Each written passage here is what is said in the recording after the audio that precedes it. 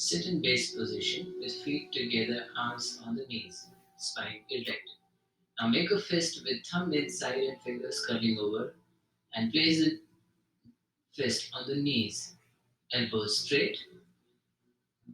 Now visualize an imaginary rope hanging in front of you. Keeping the arm straight, start from the right arm and reach up the rope. Grasp the rope and with all the strength of your arm, pull it down. Repeat it with your left, alternating this movement for 5 times each side. Use the alignment, the awareness of the movement, and the count to keep your awareness with the practice.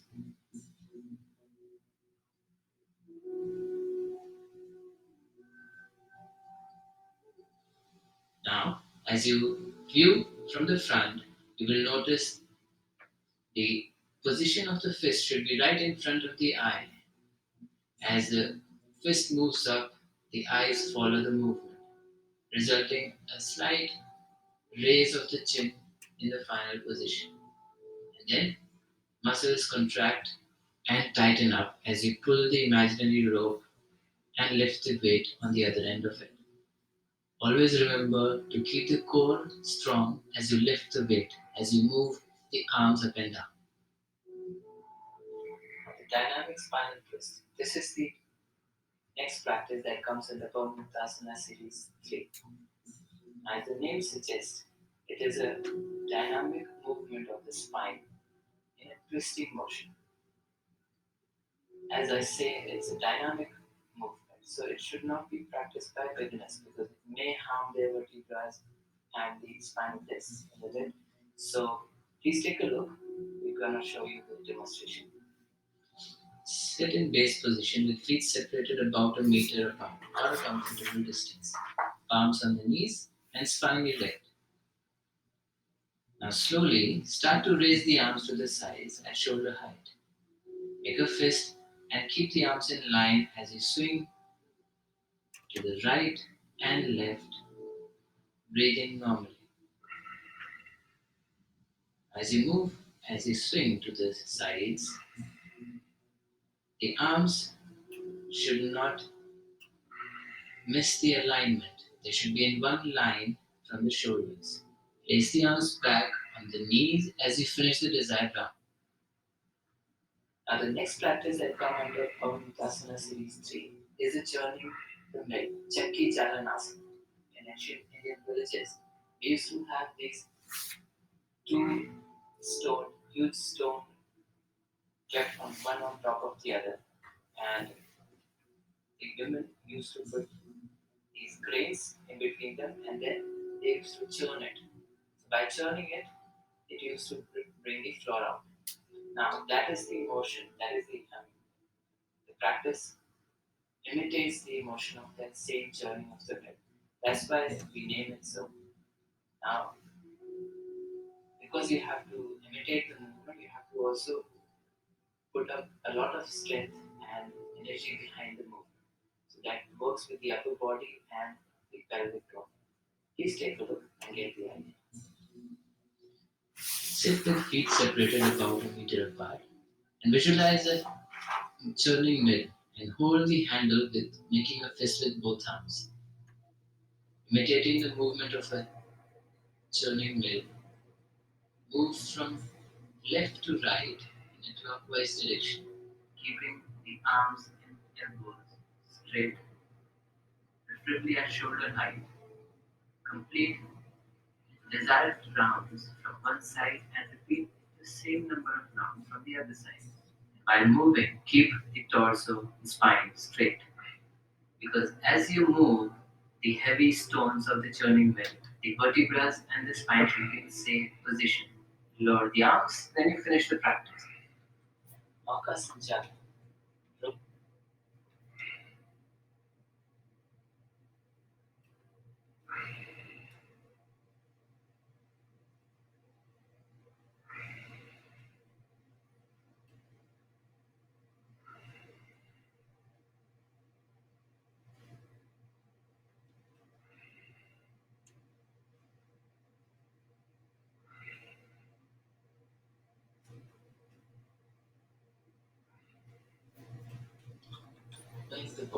This is the next practice that is included in Pawanmuktasana Series III. Now, with this movement, by the imitation of rowing the boat, we contract and extend the abdominal and pelvic region. This way, it releases a lot of energy and the energy blockages, and also tones this region. So it's good for the waist, strengthening the back and the arms and shoulders. Please take a look and get the idea. Visualize imaginary oars of the boat and hold the oars with your fist with thumb inside. Now start to row the boat, bending forward with exhalation and move back as you inhale. Now to row a boat, you need to pull and push the water forward and backwards. It requires a lot of energy from the arms and shoulders, the back. With the visualization of boat, the imaginary boat, we use the strength of the upper body and repeat the same number of rounds in the other direction. After a few rounds, you will start to feel the energy and heat in the pelvis. This is the release of the energy blockages, helping reproductive and gynecological problems and constipation and other digestive conditions. Now, to finish the movement, bring the fist back to the shoulders and then put the palms back on the knees. Chopping of the wood is Kashti Dakshanasana. Kashti stands for wood. Dakshana means cutting, not chopping. Now, this movement and this imitation of this movement is demands a lot of energy, and energy not only physically but mental and emotional. That is the reason why application of this pose is also used for emotional disturbances and people suffering from mental conditions. It releases aggression, it releases negative or disturbing emotions, and facilitate free flow of energy through the body, mind, and of course emotions. Please take a look and get an idea.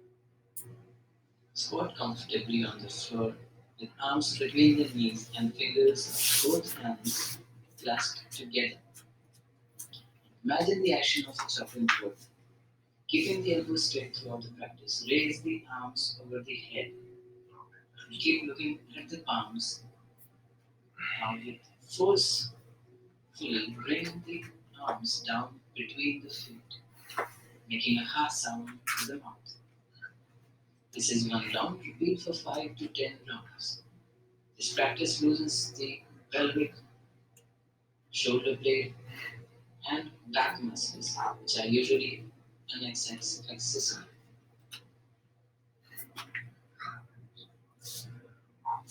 Salutation pose. This is the practice that we are doing next. Skarasana. The movement involves a lot of stretching of the pelvic region. So this is not a beginner's practice as such, although it belongs to this certain group where we prepare for advanced practices. But for practicing this particular asana also, we need a lot of pelvic flexibility, back flexibility.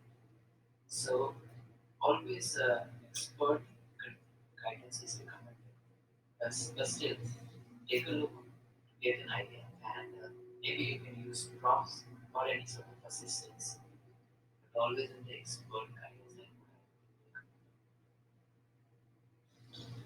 Squat comfortably on the floor with arms between the knees and palms joined together in the gesture of prayer. This is the starting position. Inhale and slowly raise the chin up. Exhale and extend the arms in front, bringing the chin down into the throat pit. A stretch forward. Now, with inhalation, come back to the starting position. This is one round. Practice 5 to 10 rounds, holding each round for 2 to 3 seconds. The head should synchronize the movement of the arms in each round, extending the back, shoulders, and arms forward and then up. This asana has a profound effect on the nerves, the muscles of thighs, knees, shoulders, and arms. Increases the flexibility of the spine and the hips. And you finish, place the palms back on the knees. Then release pose. Vayu Nishkasana Asana. Vayu and Nishkasana is elimination or release, and asana is a pose. So such a pose where we try and release and move the wind forward. As the wind move, there are five different major vayus in the body, and each has a different specific movement and direction. So we try and focus towards the lower abdomen region, which is below the chest. So this the vibe that is present here, the apana, moves downwards. This downward movement is facilitated with this asana.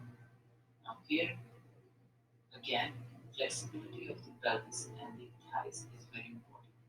So take a look, see if you can try. Squat comfortably with fingers sliding under steps. Thumbs on top of the feet. Elbows slightly bent and upper arms touching the inside of the knees. Keep the eyes open throughout the front. Inhale and raise the chin up. Elongate the spine upwards and towards the ceiling. Exhale and place the buttocks straighten the legs. Hold each position for a couple of seconds and accentuate the spine. Inhale and sink back. Starting position. This completes one round. Practice 5 to 10 rounds each time.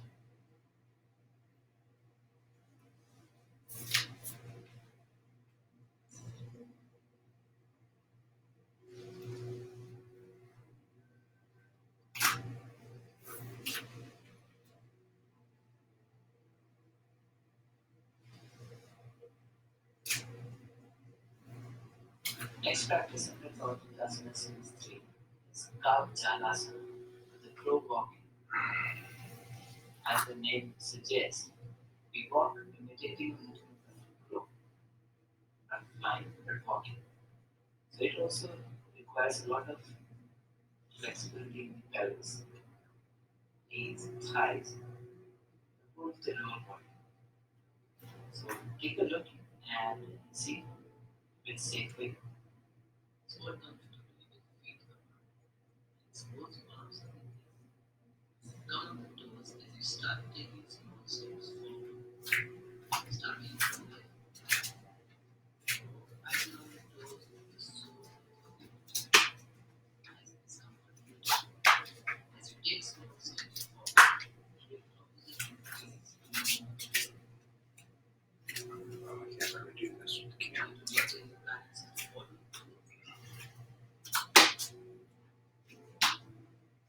Downward stretch. Mudra Now this is the pose which is included in the last phase of Pawanmuktasana Series III. As the name suggests, we stretch the abdomen without twisting the spine. That is moving the contraction and churning of the front part of the torso. When you take a look, you'll understand how we basically position ourselves in such a way that we do not lose the balance as well as we stretch the abdomen. A very important key point that I would like to mention here is this is one of the five practices that are practiced for the Shakha one of the induced permissions that are part of the detoxification practices of yoga.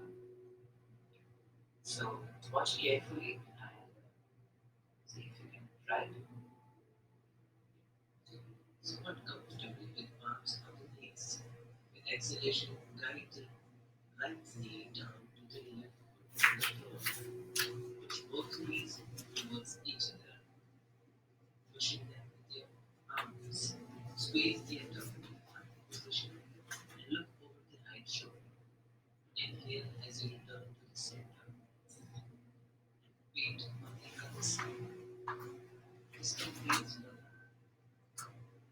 each side practice 5 to 10 times.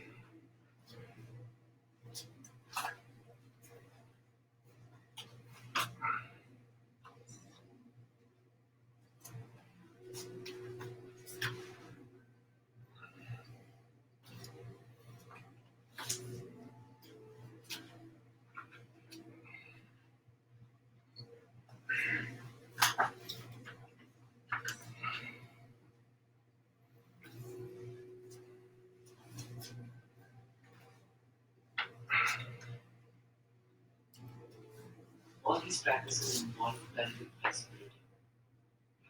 Pelvic flexibility, lower back flexibility, legs, all these things that involve stretching and contraction of the lower body. To be able to do such practices, one should be healthy, one should be strong enough not to sprain or get any sort of injury at the knee or the ankles. So these practices should not be done by people who are having any sort of injury in their legs, ankle, knee, knee injury or a surgery, knee replacement. People had any sort of a multiple fracture in their legs or any such injury. Then the ladies who had surgical delivery or people who had lower abdominal surgeries for any such reason like hernia or anything. Then people who are suffering from any sort of acidic condition, gastroacidic condition, they should avoid this. Now, heart patients, hypertensives, they should also avoid this. Now, you might be thinking why it's because of this heart is not in the abdomen, but because, as I said in the beginning by introducing, this practice flushes a lot of energy throughout the body because the abdominal region is the place where we generate energy. And from this abdominal region, the energy rushes out to the extremities. And if that increased flow of energy reaches out to heart or the brain, they both are not very conducive for heart conditions or for that matter, hypertension. So such people should also avoid. But if they want to practice, they should always practice in an expert guidance. Find an expert. Please log on to www.divine practice.